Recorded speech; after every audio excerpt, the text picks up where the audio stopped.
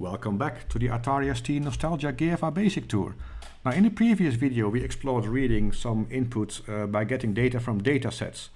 And in this video I want to explore another way of getting input, and this time from the user, by using the standard commands that GFA Basic provide to read the mouse input.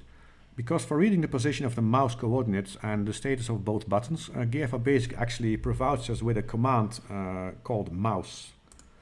So let's just go into the editor, and the command is actually really simple. It's basically, the command is called mouse, and what you have to put in the mouse is an x variable, like mouse x, and then some variable for the y coordinate, so mouse y, and then some variable for the button status, and it will, so when it reads, it will put in those variables, and you can then use them for input. So I've just written some really simple code to practice a bit with this. So let's get the first simple program. As you can see, what this program does, it uses this mouse command that I just typed, and it will repeat it. And at this position, like 24 and the 6th line, it will actually print the coordinate of the x coordinate of the mouse, the y coordinate of the mouse, and below that it will actually put the value for the button, and until I press the space bar it will keep doing that. So it's nice to explore what it actually outputs to the variable. Now, as you can see, it puts an x and a y. It doesn't really show the mouse because I keep printing over everything. So this repeat statement is sort of killing for the mouse cursor. There are actually more elegant ways to do this. But as you can see, the left side of the screen is actually 0.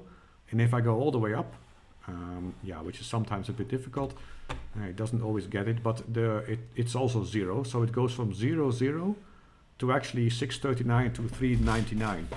So pixel number 640 by 400 is actually this value. So you have to deduct, you have to add one value to this coordinate to get the actual pixel.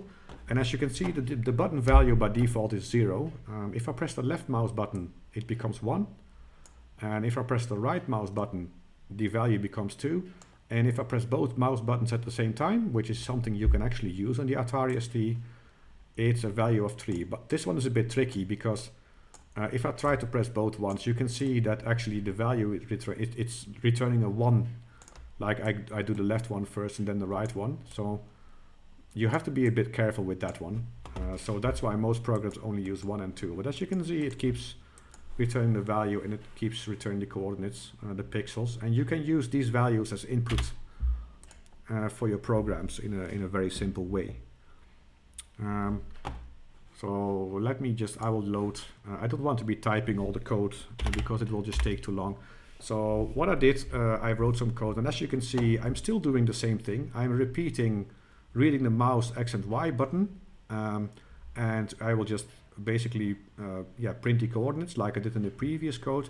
But instead of just returning the value of the mouse button, I will actually take this value for an if statement. So do some conditional coding based on the value of this mouse button variable. And I'll say if it is 1, I wanted to print left mouse button of left button pressed. Else, if it's 2, then actually do say right mouse button pressed. If you read a 3, say both are pressed. And in all other cases, so basically if it's 0, say there's no button pressed. So here I'm actually using the value of this variable as an input for this piece of conditional coding.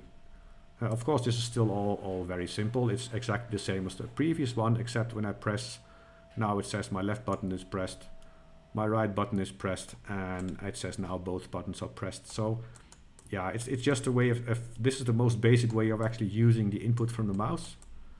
And of course, in this case also, if I press the space bar, it will leave the program. Of course, we can also use this for different. This is just to use it as a condition for this conditional coding. Mouse 2. I've written another piece of a very annoying code, as you can see. I've made a message string. It says, I will not stop unless you provide the secret mouse input. And the X position, this is also like we saw in the video of the print at command. I will use 40 minus the length of this message divided by 2, so to basically center this message in the screen. And then at this X position and line number 3, I will print this message string. And then I will just repeat, basically, read the mouse coordinates and button status, and then print the coordinates. And I will do it in this case until mouse button is 3. So this is now my fancy secret. So whatever I do here, and nothing will let me exit out of this program, unless of course I press most mouse buttons, and then it will stop. Of course I can do this a bit more fancy. I can add, for instance, if now I know what the secret is, but what if the computer can actually do the secret for me? So I will say secret X equals random 640. So it can be any coordinate on the screen between 1 and it can be any X coordinate between 0 and 639 in this case, and the 0 is the first the leftmost was 0, so this is correct. The secret Y percent is actually I will say random 400. So it's getting really annoying if it chooses this, and I will say secret button percent equals random 4. So it will actually read the secret button can actually be unpressed, left, right, or both. So 0, 1, 2, or 3. And the X coordinate and the Y coordinate can be anything random between what is available on the screen. And then I can say until mouse X equals secret X and mouse Y equals secret Y